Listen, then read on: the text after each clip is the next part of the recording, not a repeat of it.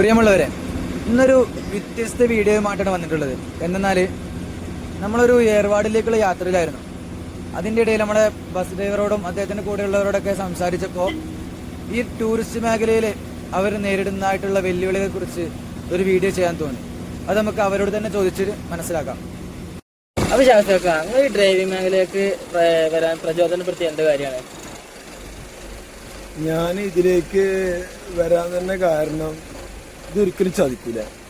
ഒരു മനുഷ്യൻ ചതിച്ചാലും ഈ ഇരുമ്പ് ചതിക്കില്ല. നിങ്ങൾക്ക് അത്രയ്ക്ക് വിശ്വാസമാണ് ഇതിനെ? അത്രയ്ക്ക് ആത്മവിശ്വാസം. ഞാനിപ്പോൾ ഈ ഒരു ഫീൽഡിലായിട്ട് എനിക്ക് തോന്നുന്നുണ്ട് ഒരു 15-15 വയസ്സിൽ ഞാൻ വണ്ടി ഡ്രൈവ് തുടങ്ങിയതാണ്. അള്ളാഹിൻ്റെ അനുഗ്രഹം കൊണ്ട് പഠിച്ചവൻ്റെ കുതിർത്തുകൊണ്ട് ഒന്നും ഇല്ലാതെ നമുക്ക് പറയാൻ പറ്റില്ല. അതൊക്കെ പഠിച്ചവൻ്റെ അടുത്താണ്. പക്ഷെ എന്നെ ഇതുവരെ ഒന്നുകൊണ്ടും ജയിച്ചിട്ടില്ല. പല ആളുകളും നമ്മളെ പറ്റിച്ചും ഇതാക്കിയൊക്കെ ഉണ്ട്. പക്ഷെ ഇന്നേ വരെ ഈ ഒരു വളയുണ്ടല്ലോ, ഇതൊരു സുഖമുള്ള ഒരു. ഈ ടൂറിസ്റ്റ് മേഖലയിൽ നിങ്ങൾക്ക് ഏറ്റവും കൂടുതൽ വെല്ലുവിളിയായിട്ടുള്ള കാര്യം എന്താണ്?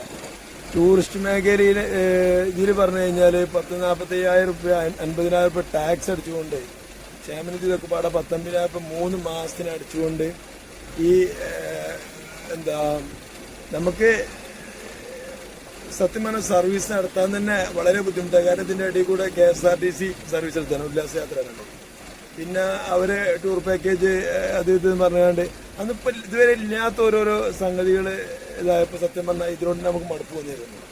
ഇത്രയും ടാക്സ് അടിച്ചുകൊണ്ട് നമുക്ക് സർവീസ് നടത്താൻ നമുക്ക് ഇതില്ല, കഴിവില്ല. ഇത്രയ്ക്ക് വെല്ലുവിളി ഉണ്ടായിട്ടും എങ്ങനെയാണ് നിങ്ങൾ ഈ അന്യ സംസ്ഥാന ബസ്സുകളുമായിട്ട് കൊണ്ടുപോകുന്നത്?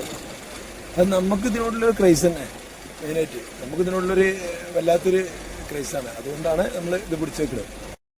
പിന്നെ ഈ ബസ്സിലൊക്കെ, ഈ ടൂറിസ്റ്റ് ബസ്സിൽ ആളുകൾ യാത്ര ചെയ്യുമ്പോൾ അവർ ഡാൻസ് കളിച്ചിരുന്നല്ലോ, അപ്പോൾ അതൊക്കെ നിരോധിച്ചിട്ടുണ്ട്. അപ്പോൾ അതിനെ കുറിച്ച് നിങ്ങൾ അഭിപ്രായം എന്താണ്? അതൊക്കെ വളരെ മോശം അഭിപ്രായമാണ്. അപ്പോൾ വളരെ ഇതാണ്, ഒരാളും ഒരു ബസ് വിളിച്ചാൽ ഒരു മാസം ടൂറൊന്നും പോകില്ല. കയറിപ്പോയി 1 ദിവസം 2 ദിവസം അല്ലെങ്കിൽ 3 ദിവസം 4 ദിവസം അങ്ങനെ അത്ര ഒരു ടൂർ പാക്കേജ് പോകുള്ളൂ. അതിൽ അവർ പരമാവധി എൻജോയ് ചെയ്യാനാണ് അവർ പോരുന്നത്. അപ്പോൾ അവർക്ക് ആവശ്യമായ സാധനങ്ങളും ഇതൊക്കെ നമ്മളത് കൊടുക്കണം, വിട്ടു കൊടുക്കണം. ഇത് ടൂറിസ്റ്റാണ്, ലക്ഷറി ടാക്സ് എടുക്കുന്ന വണ്ടിയാണ്. അപ്പോൾ അവർക്ക് ആവശ്യമായ എല്ലാ സാധനവും നമ്മൾ എല്ലാ സംവിധാനവും നമ്മൾ ചെയ്തു കൊടുക്കണം.